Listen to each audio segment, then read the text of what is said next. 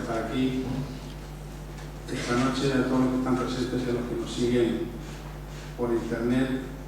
Le quiero agradecer como siempre a los patrocinadores, a la Diputación, a Unicaja y a la cadena SER que haga posible estas actividades, y de manera especial a Hilario Tolosa, el propietario de este extraordinario recinto. Y esta noche, de una manera muy especial, a dos personas que son las que están grabando desde hace tiempo las cuñas de radio que escuchan en la cadena SER y que han venido por vez primera, uno de ellos, Israel Pérez Mayoral y Lola Román. De modo que muchas gracias por ese trabajo desinteresado que hacen para la escuela.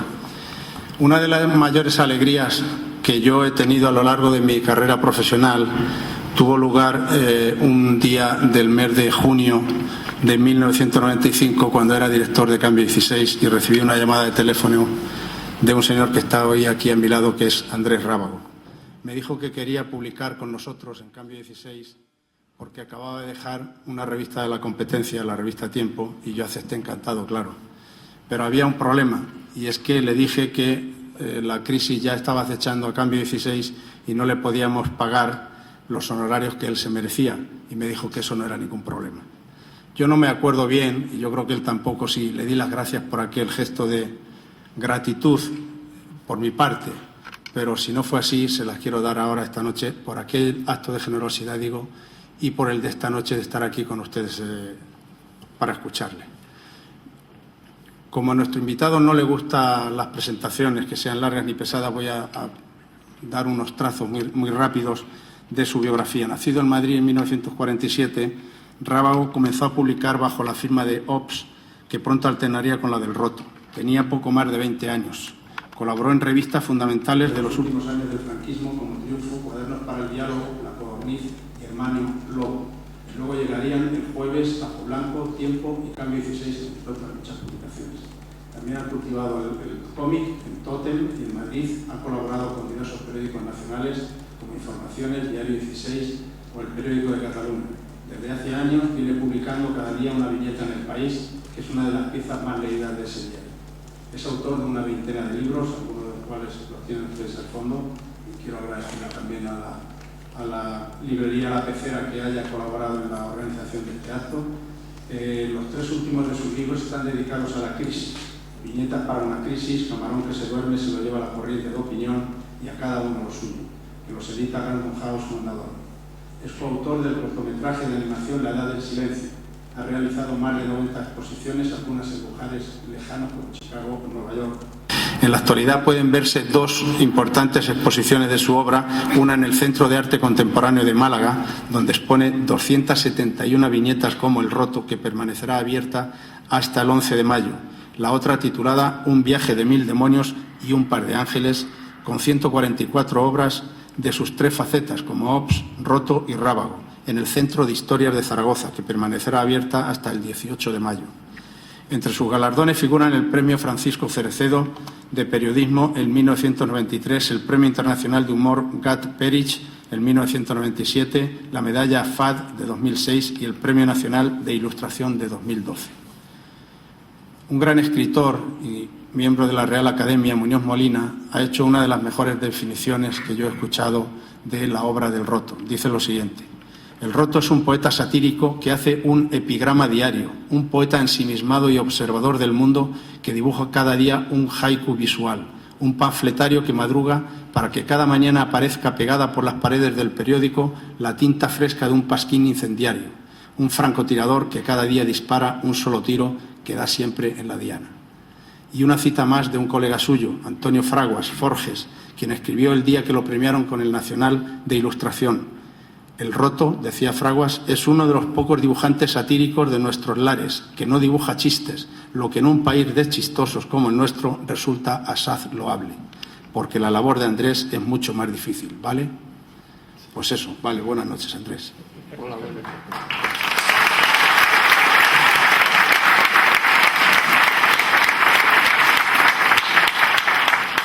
Gracias, querido director. Es verdad que cuando esta tarde me recordaba la historia de cómo nos habíamos conocido y dónde, yo no me acordaba de nada. No me acordaba que él era el director, no me acordaba que había publicado allí.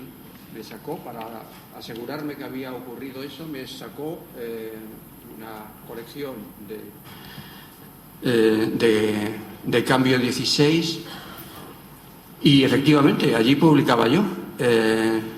Bueno, es una especie de costumbre que tengo de ir borrando cada día lo que he hecho en ese mismo día, de manera que esté fresco para el día siguiente. Eso puede parecer en algunas circunstancias que sea un desagradecido, pero no es así. Simplemente que no quiero reconocer todos los años que tengo y todo el tiempo y el trabajo que he hecho, porque si lo viese en esa pila de dibujos que probablemente haya realizado, me daría pereza seguir dibujando. Y sin embargo, cada mañana retomo el papel y retomo la tinta para hacer de nuevo un dibujo, o tomo los pinceles para pintar otro cuadro, como si en ese momento lo hiciese por primera vez. Como bien sabe Román, es una profesión dura, es una profesión exigente, es una profesión, sin embargo, que es muy agradecida. Podemos tener relación con el lector cada día, podemos corregir lo que hemos hecho mal el día anterior y, sobre todo, podemos conectar con el sentimiento y la forma de pensar de las generaciones que se han ido sucediendo a lo largo del tiempo en lo que hemos venido trabajando, tanto él como yo.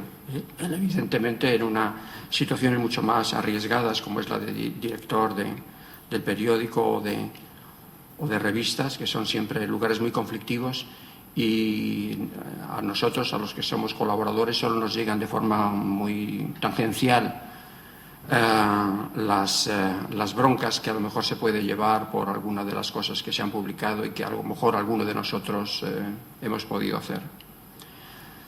Bueno, esto no va a ser una conferencia, lógicamente, va a ser una especie como de pequeña charla que vamos a tener Román y yo para un poco explicar cuál es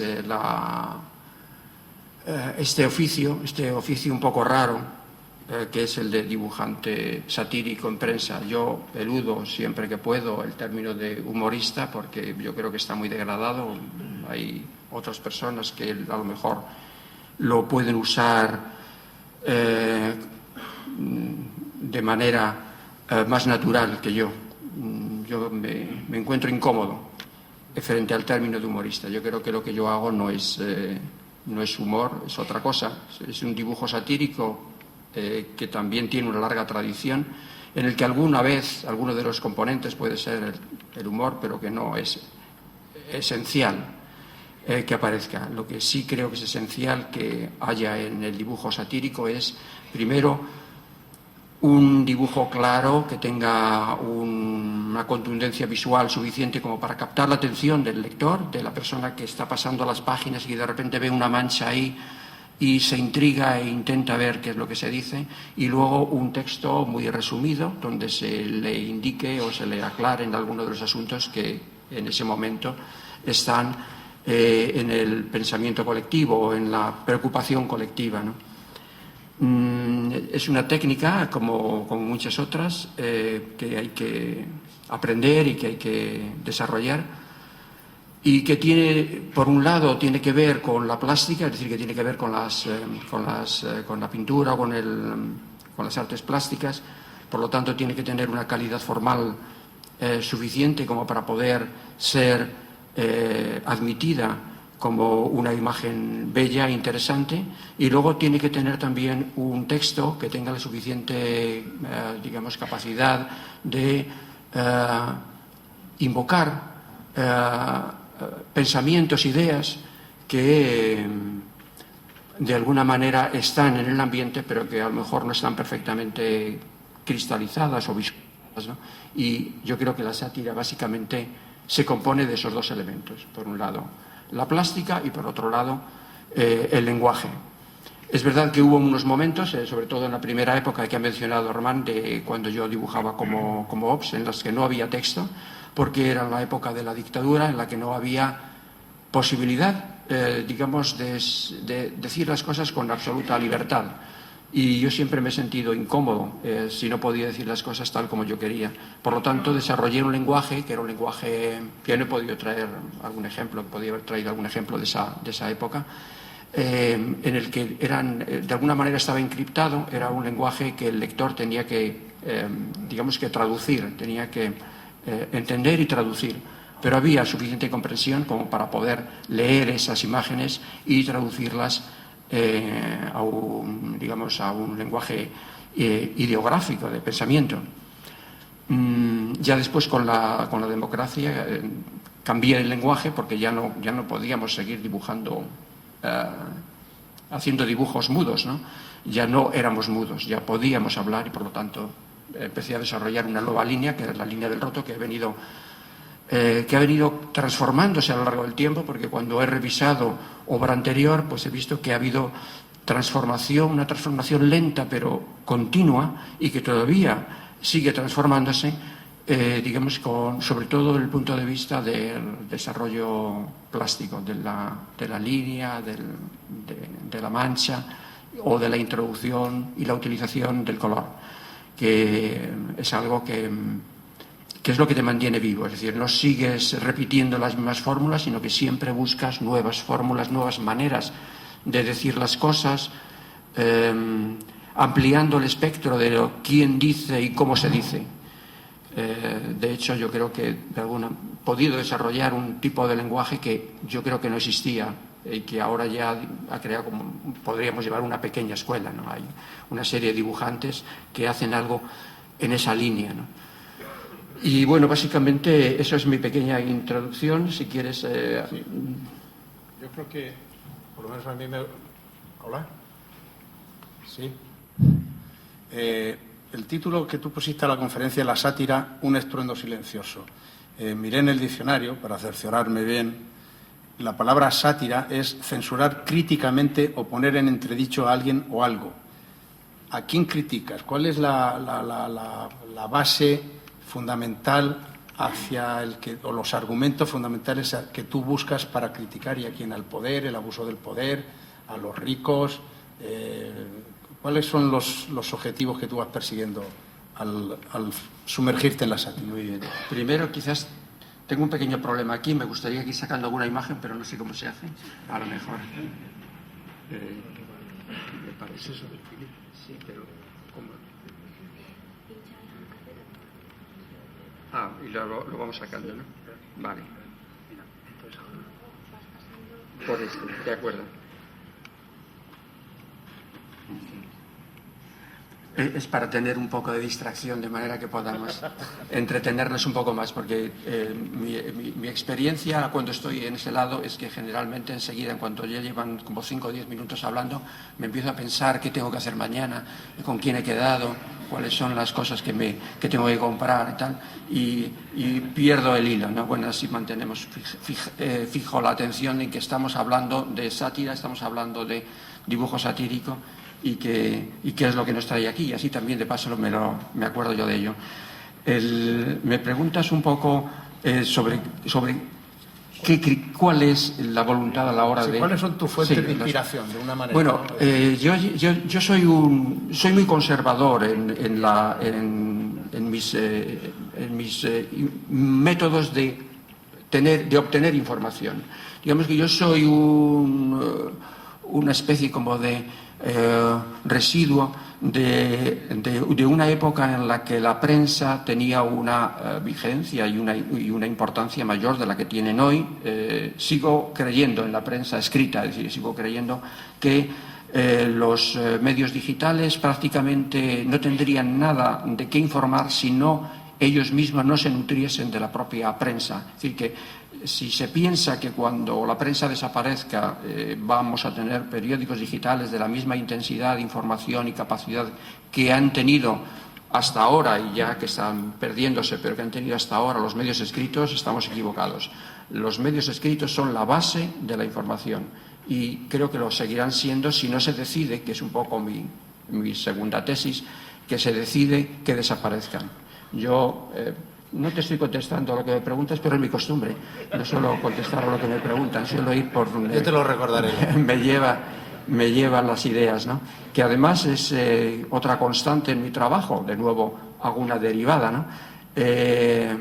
No soy capaz de dibujar un tema que me dé un director.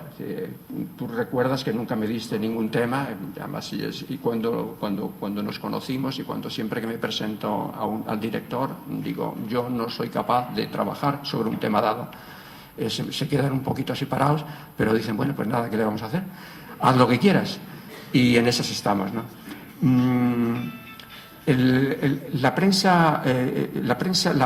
Mi hipótesis de que la prensa, que quieren que desaparezca la prensa, se basa en el hecho de que la prensa escrita es un testimonio documental de lo que está ocurriendo. Incluso es un testimonio documental de la manipulación que se hace en el mismo medio, que es un testimonio que está ahí. Mientras que los medios digitales son medios que fluctúan, que van, vienen, que es una especie de corriente continua, donde una información arrastra a la anterior, donde todo se mezcla, y es muy difícil crear estructuras de pensamiento, estructuras de información coherentes. Eso yo creo que es muy bueno para el sistema, porque aparentemente estamos muy informados, pero en realidad estamos muy desinformados. Yo creo que eso ya lo han estudiado, ya se sabe, es decir, no es una cosa que yo descubra, es una cosa que ya está estudiada por los teóricos de la información. Se sabe que es así, se sabe que no deja pozo prácticamente y que ese tipo de información crea sociedades muy maleables, sociedades a las que se les puede manejar mucho más fácilmente, digamos, lanzando en momentos determinados pues un tipo de eslogan o de movimientos o de intención de dirigir la atención en direcciones concretas, ¿no? Y ahora vamos, después de este incurso en otra historia, voy a contestarte a lo que me preguntas si me la haces la pregunta de nuevo, claro. Te lo voy a formular de otra manera para que no te escapes. Cuando le dieron el Premio Nacional de Ilustración, se lo dieron textualmente por su visión crítica, poética, aguda e inteligente. Entonces, ¿qué es lo que criticas? ¿Qué es lo que te merece la pena estudiarlo para luego criticarlo? El poder, te decía, el abuso del poder, ver la pobreza que se extiende por el mundo cada vez de manera más brutal. Tus 3 últimos libros giran en torno a la crisis, que es una cosa patética. Patética por el daño y el dolor que está produciendo. Estás perdido, Román. Ya me ha sacado varios temas y además me ha sacado uno de los 3 últimos libros. Voy a hablar de los 3 últimos libros. De nuevo nos hemos perdido sobre el tema de la crítica, pero lo he apuntado aquí. Bueno, los 3 últimos libros efectivamente son libros el primero se llama Viñetas para una crisis y es un libro de un formato mínimo, hecho con, no pobreza de medios, porque está muy bien hecho, está muy bien editado. Mis editores son muy buenos editores, son quizás la editorial más potente junto con Planeta de España, ¿no? Pero yo quise hacer un libro muy modesto que fuese acorde a las circunstancias que estábamos atravesando. Viñetas para una crisis fue el primero. Camarón que se duerme, que has mencionado, fue el segundo, que es un poco sobre la manipulación informativa, y el tercero es A cada uno lo suyo, que es un poco los resultados que han tenido las situaciones explicadas en los libros primeros. Son 3 tomos pequeñitos que tienen una unidad formal y temporal. El siguiente libro ya se tendrá otro formato y ya será, digamos, se cerrará el ciclo de la crisis, que como todos sabemos ya acabó, y entonces yo también me asumo la situación y voy a sacar un libro de lujo como se corresponde a la nueva situación en la que estamos, ¿no? Bueno, y vamos a la crítica de la que me habías preguntado. Realmente yo no creo que haga crítica. Lo que hago es observación. Yo hago una crónica. Puede que la crónica parezca crítica porque, digamos que presento los hechos, creo que objetivamente, tal como son. de una manera, claro, obviamente, a través de un lenguaje y a través de unos... pero no creo que se pueda decir que lo que yo dibujo sea distinto de lo que realmente ocurre. Es decir, que yo creo que soy objetivo. Digamos que la crítica es a la hora de asimilar o de absorber eso que estás leyendo y compararlo con, a lo mejor, la información que estás leyendo. En ese aspecto puede que tenga un aspecto, entre comillas, crítico, pero yo pretendo ser absolutamente objetivo. Creo que mi visión es científica. Tú no dirías que, seguro que mucha gente de aquí pensará que el Roto es un dibujante de izquierdas. Creo que no se lee, ¿verdad? Es una pena. Bueno, lo voy a leer yo. Hoy ha sido un día duro. He tenido que llevar un aviso de desahucio a un par de viejos, dice el de la izquierda.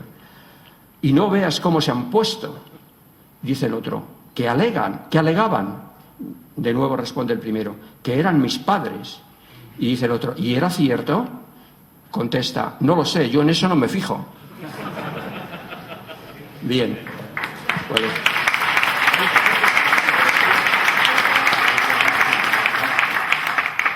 Perdón. No decía, te estás escapando todo el rato, pero vamos a ver, seguro que sí, la mayoría de la gente que ha venido aquí hoy piensa que el Roto es un dibujante, un viñetista satírico de izquierdas. Tú no te consideras, cuando dices que eres objetivo, ¿no te consideras que estás viendo el mundo con un cristal más bien rojo que azul? Yo lo veo todo transparente, o sea, no veo colores. No veo colores, yo veo lo que veo. No sé si a lo mejor mi cristalino ya está deformado de nacimiento, cosa que es posible, ¿no? Porque mi familia ya había ciertas tendencias, ¿no? O sea, que es posible que haya una cierta, un cierto sesgo, ¿no? Cierto sesgo, no sé, de ver las cosas de mala manera, ¿no? El problema que tenemos es que las cuestiones ya no son estrictamente ideológicas, es decir, son cosas que son objetivas, es decir, que hay, objetivamente, podríamos decir, que hay unos intereses que defiende una clase social que están en contra de los intereses de otra clase social. Pero eso no es ser de izquierda o ser de derecha, eso es ver las cosas como son, que objetivamente será esto. Otra cosa es que luego eso se quiera cubrir con una pátina ideológica y darle que eso tiene un sentido que los ricos sean ricos y los pobres sean pobres, desde el punto de vista de la derecha, porque eso siempre ha sido así y es lo natural, ¿no? Pero bueno, puedes pensar que eso no es lo natural y de hecho yo creo que la mayor parte de la gente no lo piensa. Pero bueno, yo no creo que eso sea estrictamente un sesgo ideológico, sino tener una mirada objetiva y clara de las cosas, ¿no? Que consiste en que tú te pones del lado de la clase social desfavorecida. Bueno, ¿no? Es una casualidad. digamos que yo no dibujo para la clase social. No te pones tú, te pones del lado de... Pues me lo pregunto ahora mismo. La verdad es que no lo había pensado. No lo había pensado. Bueno, lo pensaré. No doy una respuesta porque no me gusta dar la respuesta así de inmediato, ¿no? Tengo que pensar las cosas, ¿no? Lo pensaré. Hablando un poco de tu manera de trabajar, una de las frases que he leído tuyas recientes es que dices, y antes has hablado algo de eso, que tú no dibujas la actualidad, sino el presente. ¿Cómo diferencias? La actualidad parece que es algo inmediato, que es de ahora mismo, y el presente, ¿cómo lo diferencias eso? Que no lo entiendo bien. Bueno, la actualidad es eso que ahora es y mañana ya no es. Mañana ya no es actualidad lo que es hoy actualidad. Pero mañana siguen presentes los problemas que hoy están presentes. Eso es lo que quiero decir. La actualidad es eso que cambia cada día en la primera página del periódico. El presente es eso que continúa apareciendo una y otra vez en las páginas interiores del periódico. Para decirlo... ¿Esta se oye? ¿Sí? Para decirlo de otra manera. Una explosión en un lugar determinado es una actualidad.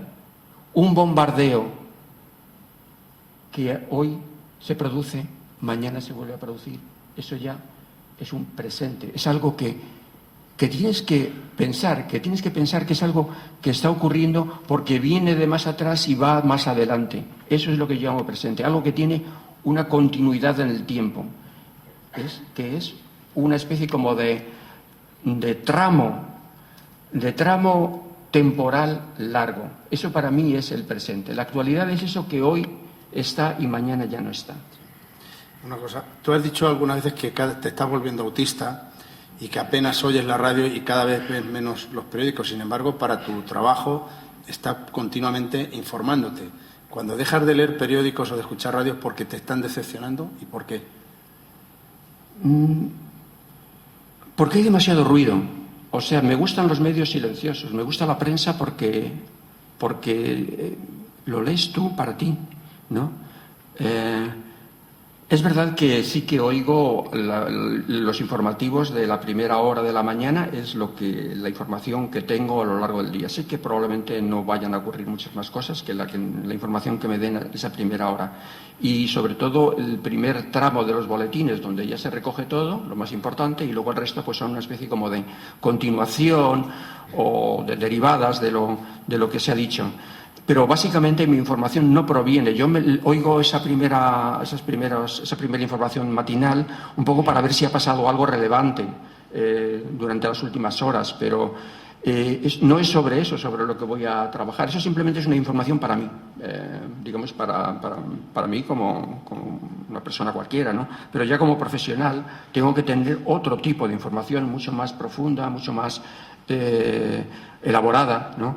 Y ahí solamente me lo pueden dar los periódicos o las revistas. Yo estoy suscrito a varias revistas internacionales y leo todos los días, no voy a decir para que parezca que soy muy pluralista, que leo varios periódicos, solo leo mi periódico, pero creo que tengo una información suficiente, ¿no? Y sobre todo tengo una deformación menor, ¿no? Que si leyese varios. Es ahí donde yo creo que obtengo la información, saco los temas, qué temas me interesan, pero además ni siquiera el dibujo que me ha inspirado la información que he leído ese día es lo que voy a publicar mañana. Lo que voy a publicar mañana seguramente son cosas que he hecho a lo mejor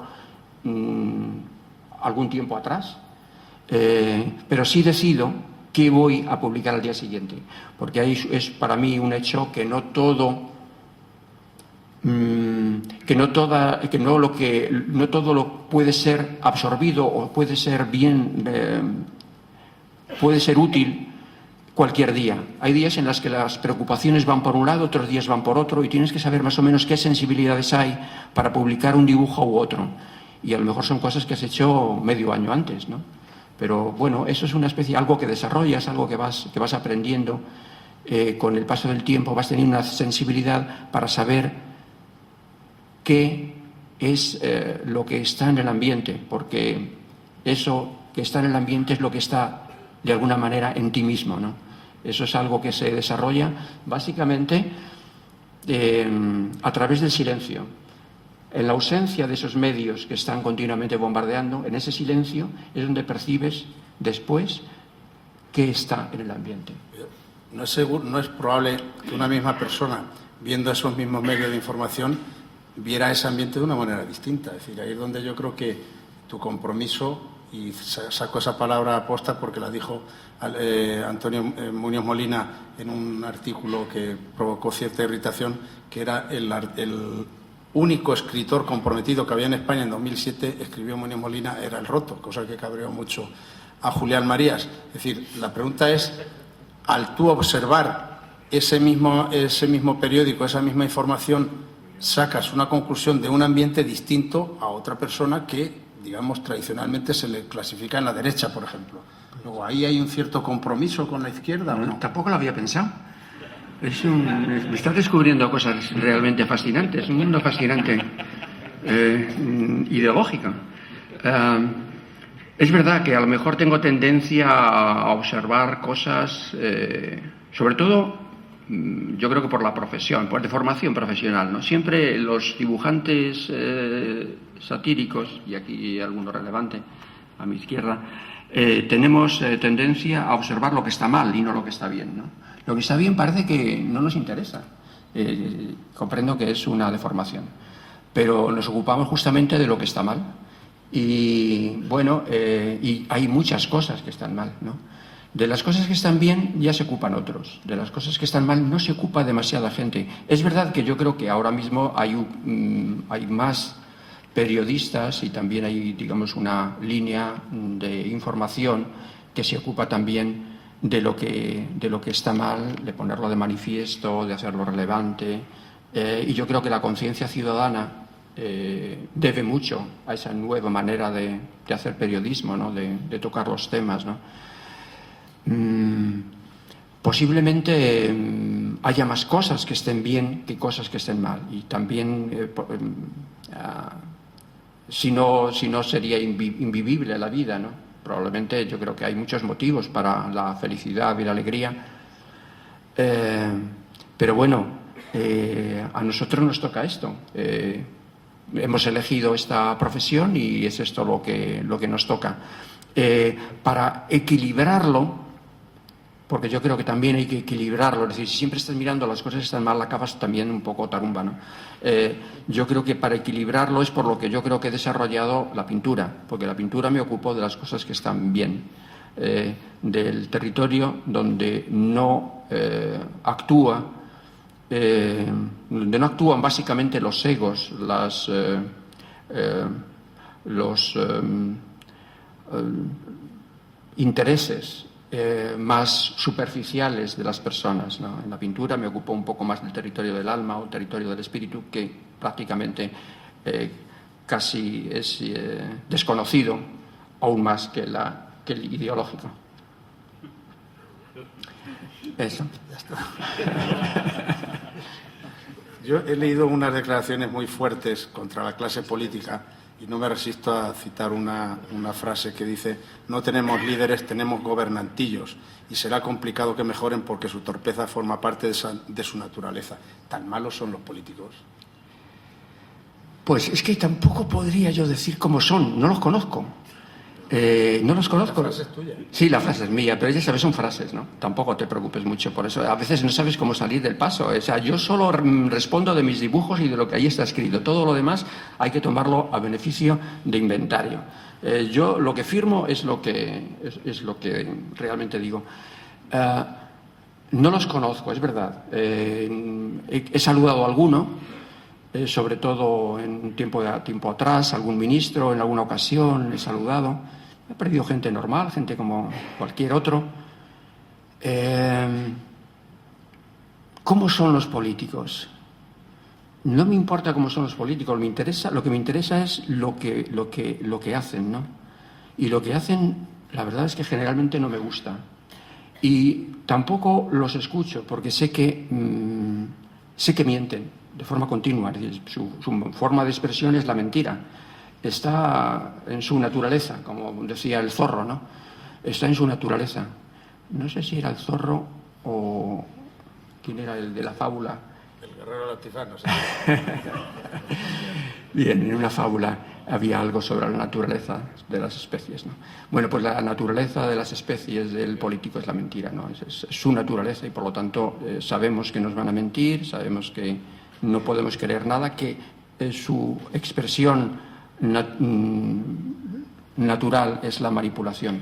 Decía esta mañana en una pequeña entrevista que me hicieron en la radio, que me preguntaban sobre la manipulación y yo decía que toda comunicación conlleva manipulación. Es verdad, siempre estamos intentando pues convencer al otro o dar una buena imagen, como yo intento hacer ahora, por ejemplo, de mí mismo o de nosotros, ¿no?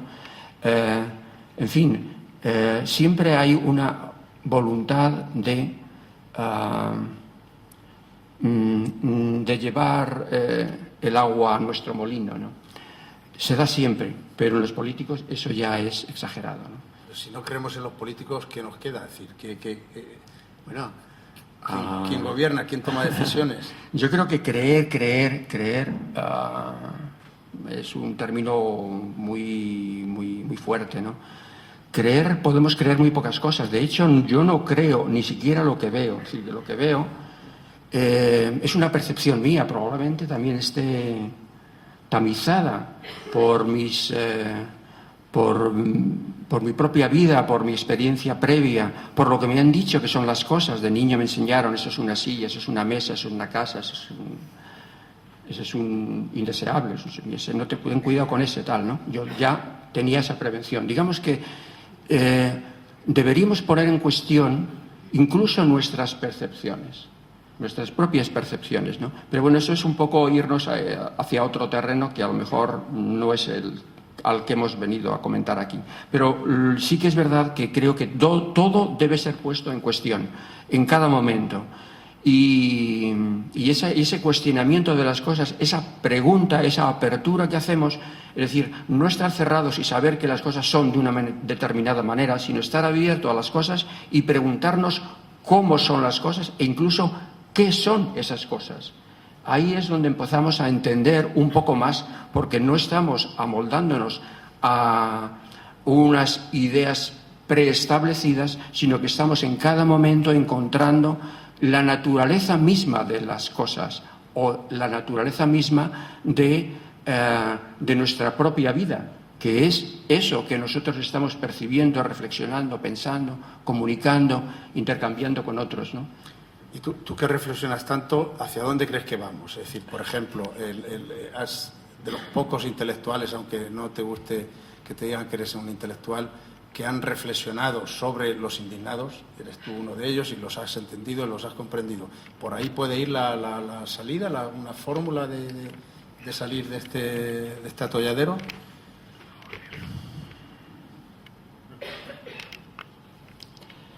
Estoy aquí como el oráculo.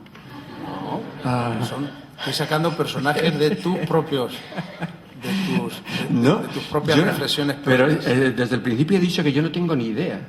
Yo no tengo idea. Yo presento las cosas, pero no tengo ni idea de cómo se resuelven las cosas. Yo soy un mero amanuense. Estoy describiendo lo que el territorio en el que vivimos, el mundo en el que vivimos y el tiempo en el que vivimos. Que no me pidan a mí de por dónde tenemos que ir, porque yo sobre eso no sé nada, ni siquiera sé hacia dónde tengo que ir yo. O sea, ¿cómo voy a decir yo cómo hay que resolver el asunto si ni siquiera yo me planteo cómo resolver mi propia vida? Mi propia vida se produce de forma natural. Yo voy siguiendo pues, los pasos según van viniendo, presentándose las cosas, siempre abierto a lo último que ocurre, ¿no? A lo que está pasando. Abierto a eso y viendo cómo son las cosas y actuando de acuerdo con eso.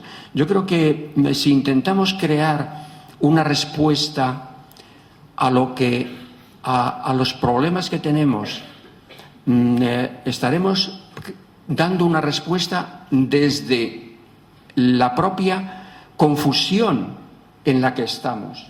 Primero tenemos que entender dónde estamos y una vez que entendamos dónde estamos, encontramos la salida. El problema es que no sabemos. Lo que tú llamas en tu último dibujo del último libro el cambio de perspectiva. Exacto. Entonces, ¿por qué no profundizas un poco en eso? Es decir, por este camino vamos mal. Efectivamente. Hay que cambiar la perspectiva. ¿Hacia dónde miramos? ¿No? Bueno. O sea, si tú ya has reflexionado, sabrás algo más que yo, que no había caído en eso, ¿no? Sé que es una ironía tuya el decir que yo reflexiono, sé que es una ironía porque te conozco. Bueno, efectivamente yo creo que tenemos que cambiar de perspectiva. ¿Pero qué es cambiar de perspectiva? Yo creo que hay un libro muy interesante de Hepser, un pensador alemán de los años 60, 70. Su libro se titula Origen y Presente. Origen y Presente es un libro fundamental. En ese libro explica el proceso evolutivo de la conciencia humana, de cómo se ha ido desarrollando desde los tiempos muy primitivos, desde del pensamiento mítico o mágico, después del pensamiento racional, pensamiento perspectivo, y él desarrolla una teoría, que a mí me ha parecido una teoría muy interesante, de que vamos hacia un nuevo paradigma, un nuevo cambio de mente, en el que vamos a perder el territorio de lo perspectívico, que llama temporal perspectívico, que vivimos prácticamente desde 1400, según él lo ubica, y posiblemente sea cierto, en un territorio de tiempo que previamente no había, porque en otros momentos hubo unos tiempos cíclicos, en los tiempos míticos, los tiempos eran tiempos cíclicos, tiempos de las cosechas que se repetían otra vez.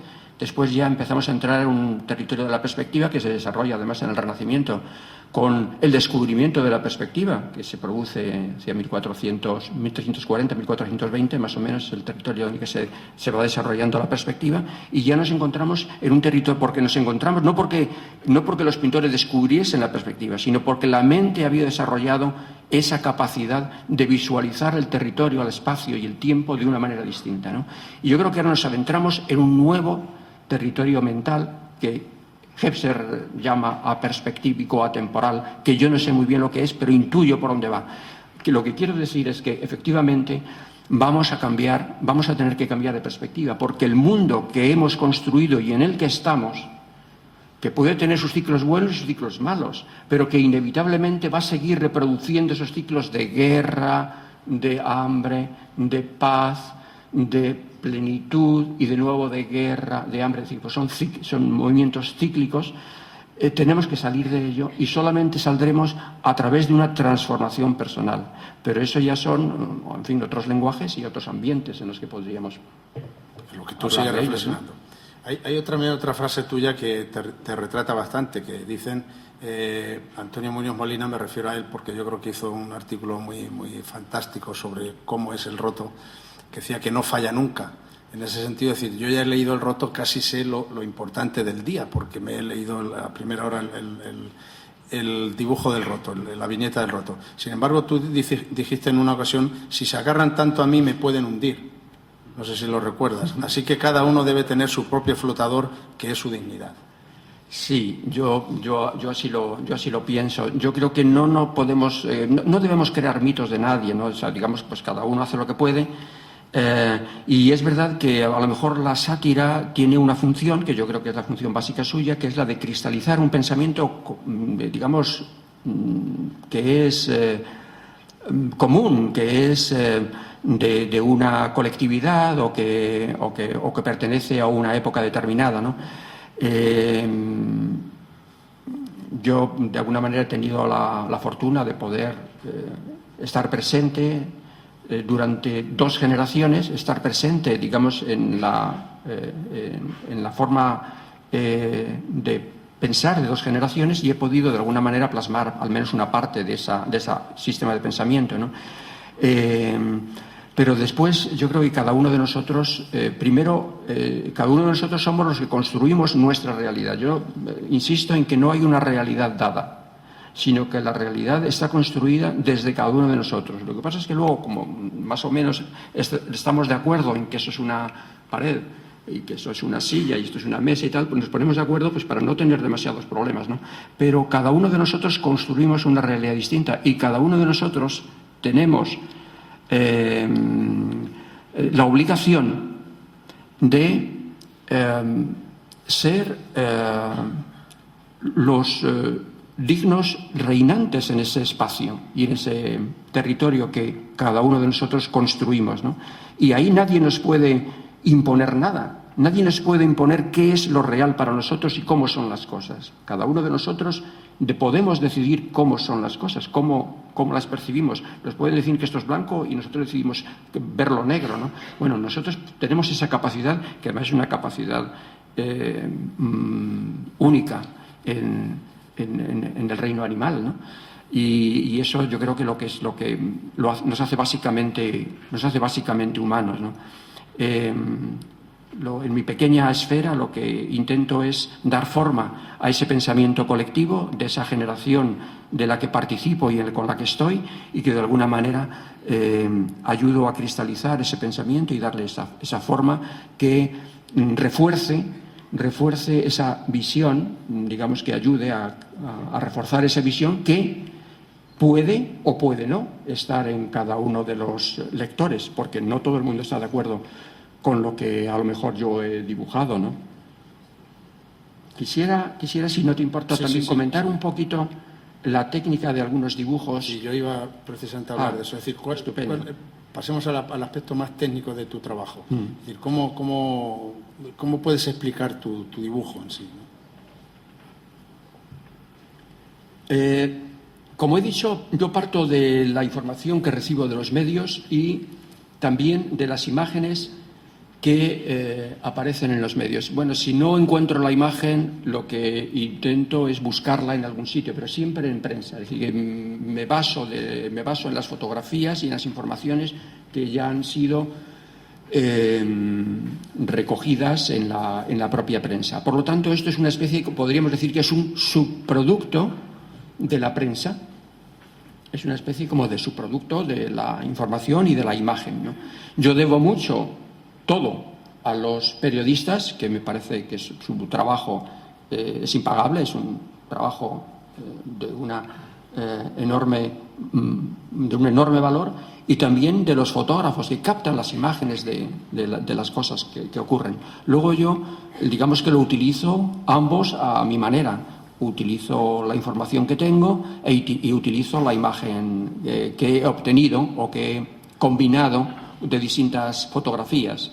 Hay evidentemente, pues hay dibujos como este mismo, donde hay una parte, pues la palmera la haber sacado de un sitio y la playa, el personaje de otro sitio, la barca me la haber inventado, en fin, digamos que hay una especie de composición.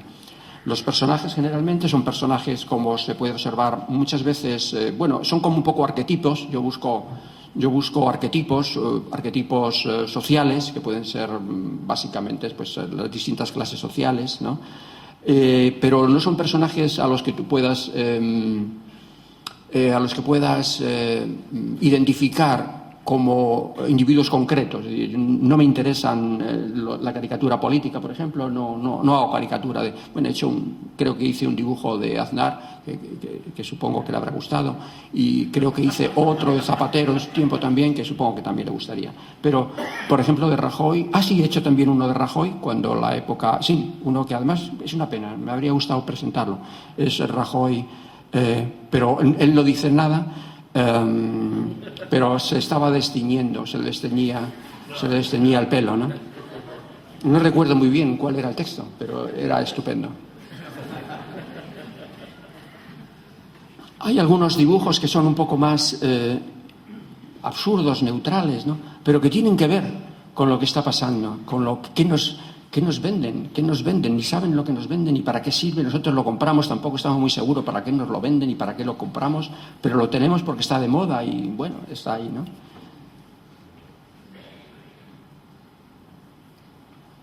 Yo creo que a mí me gustan mucho los dibujos que son muy sintéticos, y también me gusta mucho el que no haya, a veces evito el bocadillo. Lo que he intentado ha sido ampliar sobre todo el abanico de la expresividad. Yo creo que estábamos demasiado acostumbrados a ver siempre pues, dos personajes hablando entre sí y diciendo algo, ¿no? Yo lo que he querido es romper eso y desarrollar un lenguaje que pudiese decir muchas otras cosas y que pudiesen expresarse no solamente los seres humanos, sino también pues, los objetos, la naturaleza. Por ejemplo, el próximo libro que querría publicar, que creo que ya toca, es un libro sobre el medio ambiente, que le hemos olvidado completamente, el medio ambiente, y sin embargo el problema sigue estando ahí, ¿no? Y me gusta mucho cuando los ríos hablan y cuando hablan los árboles y cuando las plantas se quejan, porque ellos también no se pueden expresar, pero tú sabes que de su dolor y sabes que cuando se quema un bosque sabes del sufrimiento que produce, ¿no? Y te da pena que no se puedan expresar y no puedan expresar sus sentimientos, ¿no? Y bueno, pues de alguna manera pues tú les pones voz y intentas que también puedan hablarnos, ¿no? Hay una cierta tipología. Bueno, voy a hablar ahora un poco sobre lo que es blanco y negro y lo que es un poquito color. ¿Por qué utilizo tan poco color? Hubo un tiempo en el que, cuando los primeros dibujos satíricos, que eran dibujos satíricos, sobre todo se utilizó mucho la sátira, como todos sabemos, en las guerras. Las guerras, la función de la sátira en las guerras era para apoyar a un bando contra el otro. A mí no me ha parecido nunca eso un buen uso de la sátira. Generalmente, aunque los dibujos eran estupendos, porque lo bueno que tiene el dibujo satírico histórico es la calidad formal que ha tenido, porque todos eran excelentes grabadores, dibujantes, incluso pintores, ¿no? Como Daumier, por ejemplo, o Hogarth. Eran grandes grabadores, eran grandes pintores, eran gente que tenían una estructura formal muy desarrollada, y es lo que hoy en día todavía nos permite ver y contemplar con agrado aquellos dibujos o aquellas láminas que estaban hechas como instrumentos de pelea, de lucha, de confrontación. Esa ha sido siempre un lado que he querido evitar, ¿no? Yo creo que la sátira no debe estar al servicio de un lado frente a otro lado, sino al servicio de la comprensión más clara de las cosas. Yo creo que ese es su lado más noble. Yo creo que los mejores dibujantes han sido esos que han explicado su sociedad como lo ha hecho pues los grandes dibujantes de entreguerras alemanes, como los Gross o la gente de Suecia y Noruega, que había grandes dibujantes, en Holanda también, estupendo. Yo creo que la mejor época del dibujo satírico se dio entre guerras, entre 1914 y 1940, es la gran época de la sátira gráfica. En aquellos momentos casi todos los trabajos que se hacían hasta entonces eran a un solo color, porque básicamente era litografía, previamente era grabado en madera o bien grabado al buril, como el caso de Hogarth, y luego después se empezó a utilizar la litografía. En la litografía ya se podían utilizar una o dos piedras, no más, porque era muy caro. Entonces normalmente se utilizaban el negro, lógicamente el blanco del papel, y normalmente se utilizaba un solo color más. Después, ya cuando ya ha venido el desarrollo técnico, que ya podíamos usar todo tipo de colores, yo creo que ha habido una especie como de saturación del uso del color. Se usaba simplemente porque estaba ahí. Yo he querido recuperar esa austeridad formal de esa época y utilizar solamente el color puntualmente para darle un pequeño juego formal en algunos casos, como es en este, por ejemplo, o bien para centrar la atención sobre algún aspecto concreto sobre el que quisiese llamar la atención, ¿no? Digamos que la austeridad, tanto en el texto como en el dibujo, es una de las características básicas del tipo de trabajo que intento hacer, ¿no? Bueno, voy a pasar unas cuantas imágenes.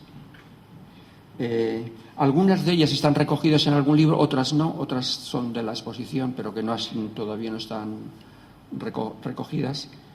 Algunas tienen una razón temporal, otras tienen una mayor vigencia, ¿no?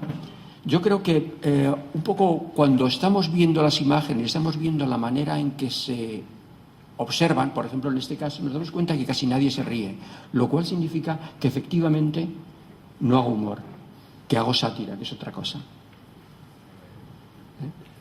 Utilizo mucho otra técnica, que es la de dentro de una misma frase decir lo contrario, esa especie de contradicciones internas del lenguaje, a observar cómo el lenguaje también tiene sus propias contradicciones, cómo se manipula, cómo se juega. Este es un poco demasiado largo para leer, es demasiado lejos. Procuro que no sea demasiado largo los textos. Por ejemplo, el dibujo de hoy, que tenía un texto más corto, lo tuve que alargar porque no estaba bien explicado lo que quería decir, pero digamos que en esencia procuro que los dibujos sean lo más escuetos posibles, no los textos, ¿no? Que se lean con rapidez, ¿no? Sobre todo porque el lector de periódicos es muy rápido, pasa enseguida página y esto, ¿no? ¿Alguna pregunta? No, ya le tomas. No vas a contestar. Aquí hay, por ejemplo, un uso de arquetipos que es un uso muy arcaico. Esto casi es un juego para dibujantes, ¿no? Normalmente siempre, bueno, es una especie de pequeño homenaje a Chumichúmez, que siempre dibujaba a los ricos con chistera. Chumichúmez, que fue probablemente el gran maestro del dibujo satírico en los 70 y 80, hacía este tipo de personajes con chistera. Todavía identificamos, aunque ya los banqueros van vestidos de de pobres, y los pobres todavía no han conseguido vestir de banqueros, pero con el tiempo se andará. El gris suizo. Suiza es una especie de... Este es un dibujo que a mí me gusta. Digamos, el entusiasmo con que acogemos las informaciones que aparentemente nos favorecen, ¿no? Si la grieta en vez de bajar sube, pues parece que es un signo de corrección en la crisis, ¿no? Esto era un poco lo que creo que nos están diciendo, ¿no? Que las cosas van mejor porque la grieta en vez de ir para abajo va para arriba. A mí este tipo también me gusta cuando estos dibujos en los que es otra técnica que yo creo que me he inventado, o sea, pequeñas cosas, pero bueno, para algo sirven, ¿no? Hablar en el pasado del presente. Es decir, no, hablar desde el futuro del presente. Es decir, yo hablo del pasado, es decir, las chabolas rodeaban, pero estoy hablando de lo que está ocurriendo ahora. Por lo tanto, estoy, digamos, hablando desde el futuro de lo que está ocurriendo ahora, como si lo que está ocurriendo ahora fuesen cosas del pasado. ¿Por qué hago eso? Pues básicamente porque si desplazamos las cosas en el tiempo, si no las tenemos tan inmediatas, podemos verlas mejor, porque no estamos, digamos, el miedo se pierde cuando las cosas ya han ocurrido, no cuando están ocurriendo. Básicamente la estructura, digamos, la estructura básica del hombre es el miedo. Esa es la estructura desde la que actuamos. Los bravucones, que son pues, gente que tiene un miedo espantoso y no se atreven ni siquiera a enfrentarse con sus propios miedos, y por lo tanto lo que hacen es actuar violentamente para no tener que enfrentarse con su propio miedo, ¿no? Esa forma de ver las cosas de una manera alejada es la que nos permite, digamos, verlas mejor. Y esa es una de las técnicas que a veces utilizo, ¿no? Esto es una cosa que se da en muchos territorios. Son dibujos que se entienden, yo creo que igual aquí que en Turquía, o que se entienden igual aquí que en Estados Unidos o que en Rusia, ¿no? Son problemas mundiales, ¿no? Unas nuevas opciones que nos dan. Los ricos generalmente siempre les pinto algo amarillo, como del oro, ¿no? Pequeños detalles, ¿no?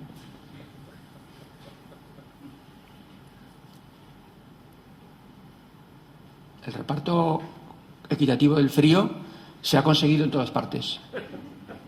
Luego la calefacción es lo que parece que no se ha conseguido, pero bueno, algo es algo, ¿no? Aquí es, pues nosotros mismos, ¿no? Llevándonos a cuestas. Porque ¿quién nos va a llevar? Mira, pues sí, aquí alguien ha encontrado a alguien que le lleve. ¿Sí? Saldremos de esta.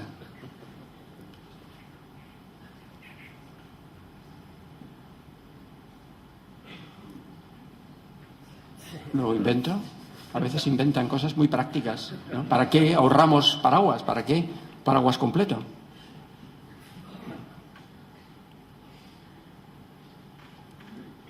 Aquí hago una transposición, evidentemente. ¿Quién no se ha sentido vaca en algún momento, no?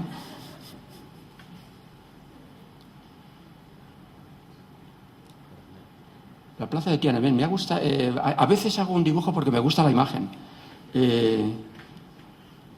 Y también porque hay algo, a mí hay algo en este dibujo que me habla del futuro. Me habla del futuro, que posiblemente el futuro sea que nos encontremos en medio de la plaza de Tiananmen. Y aquí digamos, quedan más, pero yo creo que aquí ya, si te parece, sí, cortamos. Sí, no, me gustaría... Sí. No, dar la oportunidad que el público que está aquí presente te pueda preguntar, si te parece. Pues yo encantado de responder, aunque por mi experiencia sé que casi nadie pregunta nunca. Sí, Yo lo que sí que aseguro es que las respuestas suelen ser más cortas que las preguntas, o sea que estaremos a la par. ¿Alguien quiere preguntar?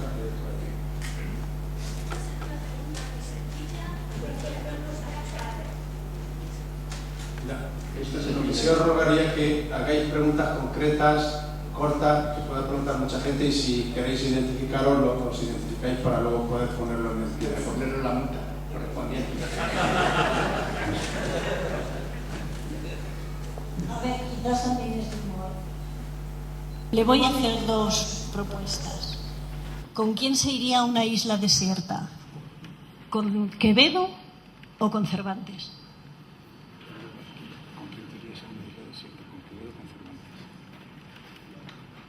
Pues es un dilema, ¿eh? Primero, es que no me gustaría ir a ninguna isla desierta. Segundo, no creo que ellos me quisiesen tener de compañero. Yo creo que es un dilema innecesario. ¿Por qué plantearnos eso? ¿Por qué no vamos a tomarnos unas cañas a algún sitio más tranquilo y dialogamos con ambos, ¿no? Me gustaría, evidentemente, quiénes fueron esos personajes, ¿no? que tuvieron tanto talento y escribieron esas cosas. ¿Quiénes fueron? Pero no tanto a preguntarles sobre sus novelas ni sobre su literatura, sino para saber de ellos, ¿no? ¿Cómo era el hombre de esa época? ¿Cómo eran? ¿Cuánto nos gustaría poder encontrarnos con algún hidalgo de la Mancha de esa época? No estas estatuas que vemos en los pueblos de por aquí, ¿no? No, con los personajes reales, ¿cómo serían, no? ¿Eran muy distintos de nosotros? ¿Eran muy parecidos a nosotros? No lo sabemos. Después, cuando los leemos, nos identificamos con algunas cosas, pero hay cosas que nos resultan misteriosas, ¿no? Francamente, es difícil, ¿no? Ni siquiera posiblemente sepamos cómo son aquellos con los que convivimos. ¿Cuántas veces nos han dicho en casa, no te entiendo? ¿No? Pues eso. Sería a su obra. ¿Pero? A ver, otra pregunta. Sí, ahí arriba parece que un espontáneo. Hola, buenas. Quería preguntarle si alguna vez ha pensado hacerse una viñeta de sí mismo. Sería Pues, bastante curioso. Sí, lo he hecho. De hecho, cuando empecé a dibujar creo que fue en El País, el primer dibujo que hice en El País, me dibujé no a mí mismo, dibujé a un tipo que dibujaba, tipo que estaba dibujando en la calle. Y voy a intentar recordar exactamente la frase que decía algo así como: para hacer caricatura solo hay que dibujar del natural. Esa fue mi manera de presentarme y además creo que es lo que hago. A ver, ¿alguien más? A ver, por aquí, Julián.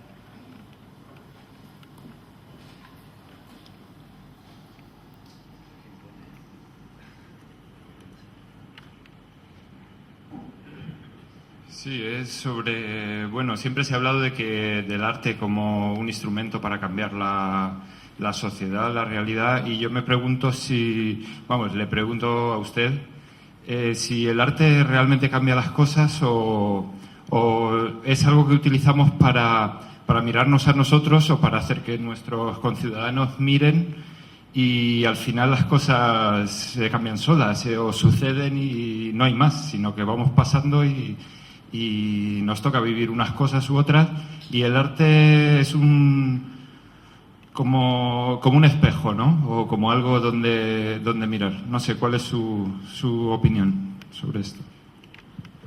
Muchas gracias. Yo creo que es interesante ese planteamiento. Yo creo que el gran arte es aquello que desconocemos. Es decir, los artistas de verdad, los artistas realmente creadores, son aquellos que descubren territorios que nosotros todavía no habíamos visto. Eso, digamos, que es el gran arte. Y, por lo tanto, amplían nuestra capacidad de percepción, de reflexión, de conocimiento, de conciencia. Amplían los territorios de la conciencia, el gran arte. Luego hay distintos niveles, naturalmente. Hay otros artes, una gran parte del arte, digamos, de la plástica contemporánea, la mayor parte es decoración. Son elementos decorativos que tienen también su función, porque tienen belleza, también nos enseñan a contemplar las cosas, a ver belleza en cosas que antes no habíamos visto, que no ha repetido el asunto este de Tapies, que es verdad que, bueno, que después de ver a Tapies, pues ya miran las paredes de otra manera, etcétera, ¿no? Bueno, pero cuando el color de Rothko te enseña a mirar el color, o cuando Picasso empieza a descubrir, a desmontar la realidad, también está ayudándonos a desmontar las estructuras visuales con las que nos movemos. Yo creo que el gran arte sí que es una escuela, no de ciudadanía, pero sí una escuela de experiencia, ¿no? Después hay otros niveles que son, digamos, simplemente pues dejan testimonio de cómo es la sociedad de un tiempo determinado. Hay sobre todo lo que podríamos llamar escuelas en las que lo que se hace es que se recoge cuál era el nivel de sensibilidad, cuál era el estilo dominante, cuál era un poco en los gustos de una época determinada. También tiene su función, pero más bien de tipo histórico, ¿no? Pero el gran arte no tiene un nivel meramente histórico, va más allá de la historia, porque es transformador, no meramente documental, como el resto de los niveles también de las artes menores, ¿no? Diego Carrión, una propuesta, más que una pregunta y una curiosidad. La propuesta sería cómo haría un dibujo de esta reunión de hoy y qué diría el texto. Y la curiosidad es cómo firmas su pintura. Pues yo no haría un dibujo de la reunión de hoy. Yo creo que no necesita ser dibujado. Todos hemos estado aquí, hemos tenido este contacto, ¿no? Y por lo tanto tampoco es necesario transcribirlo todo, ¿no? Y tampoco creo que tenga esto, o sea, determinante para otras personas que no hayan estado en este momento y en este lugar, ¿no? Y la segunda pregunta sobre el otro heterónimo, porque son heterónimos, no son seudónimos. Los seudónimos sería si, digamos, hiciese cosas desde un mismo nivel mental, pero están en distintos estratos, son casi personalidades distintas. Lo firmo como, por no inventarme otro heterónimo, lo firmo simplemente con mi apellido, Rábago, ¿no? Bueno, eso es bastante sencillo. ¿Alguna pregunta más, por favor? A ver, aquí.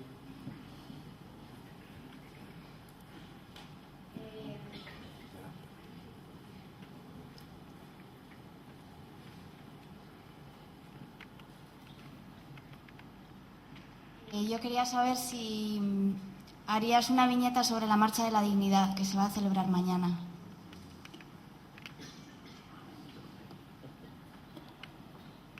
No suelo dibujar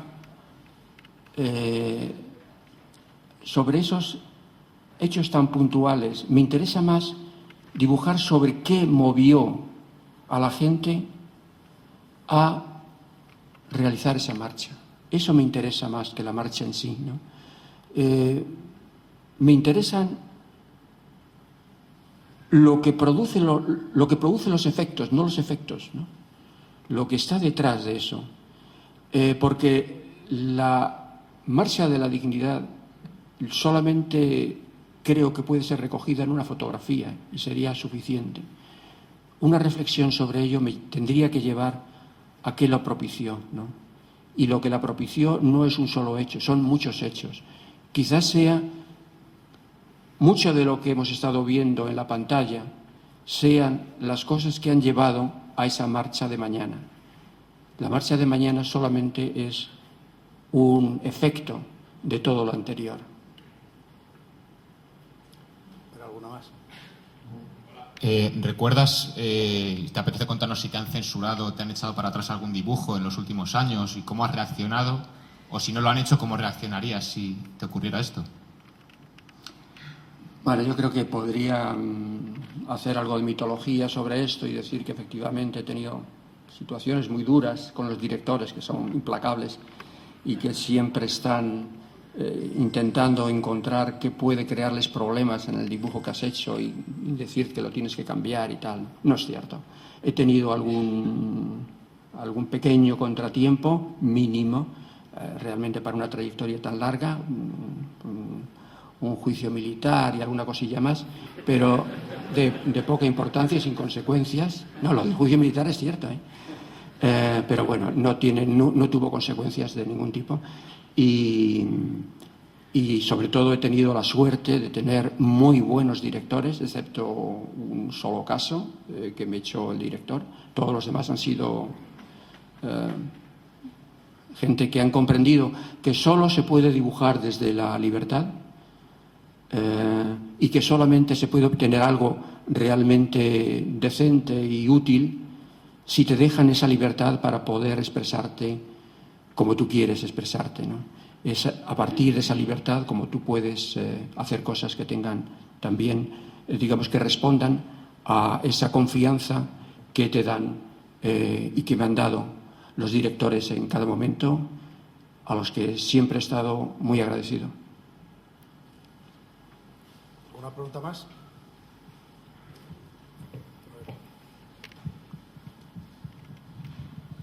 Esteban Rodríguez, buenas tardes. ¿Cuál es la viñeta, si es que la tienes, que espera mejor momento para ser publicada? Tengo la fortuna de no recordar casi nada de lo que hago. Eso me permite, como decía yo creo que al principio, estar siempre fresco para decir cosas nuevas. Por lo tanto, un poco lo que sí puedo decir es un poquito cómo hago para elegir la viñeta de mañana, por ejemplo, ¿no? De un grupo de dibujos que tengo hechos, evidentemente siempre tienes que tener una especie como de colchón de seguridad, ¿no? Porque si tienes que publicar lo que acabas de hacer, normalmente puede ocurrirte que entregues algo que no estés completamente seguro, ¿no? Entonces, lo que sí que hago es que busco el dibujo que creo que es el momento fructífero para ser publicado. ¿Qué es lo que me gustaría dibujar? Evidentemente yo creo que se espera una respuesta de algo muy optimista, pero como he dicho, la sátira no se ocupa de eso. Es decir, si hay algo que sea óptimo, siempre encontraré algo que esté mal y dibujaré eso que está mal. ¿Alguna pregunta más? Pues yo te voy a hacer la última. Como todo el mundo sabe, el presidente Suárez está gravemente enfermo y, según su familia, viviendo sus últimas horas. Tú que has observado la historia de España en estos últimos 40 años, ¿qué reflexión te produce esa situación? Yo creo que hace bastante tiempo ya que Suárez no está realmente aquí. Está, bueno, en otro territorio mental que no comparte con nosotros, yo creo que nuestra experiencia y nuestra vida. Yo creo que fue un buen presidente, al menos así lo recuerdo yo, aunque yo creo que hice dibujos bastante negativos en aquel momento, ¿no? Probablemente veía cosas que hoy no veo o no recuerdo, ¿no? En fin, no me gustaría terminar esto en un tono luctuoso, pero no tengo un concepto de la muerte negativo. Tengo un concepto de la muerte como una transición. No sé, tengo un dibujo que publicaré en cualquier momento que dice, es un personaje que dice, los curas me hablan de resurrección, los lamas me hablan de reencarnación y los médicos me hablan de repuestos. En ese dilema estamos. Pues muchas gracias.